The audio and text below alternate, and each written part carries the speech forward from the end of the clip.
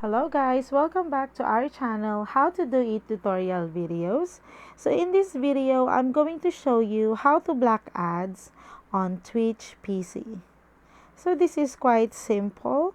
Just open up your browser and then as you can see here, I'm on the website of Twitch PC. So now what you have to do is add to Chrome and ad blocker. So just go to Chrome Web Store and then type in ad block or any ad blocker that you will see in here, and then just click the add to Chrome and then add extension. So this is what we are going to use to block ads on Twitch PC. Just enable the ad block for Twitch. As you can see here, it's already enabled.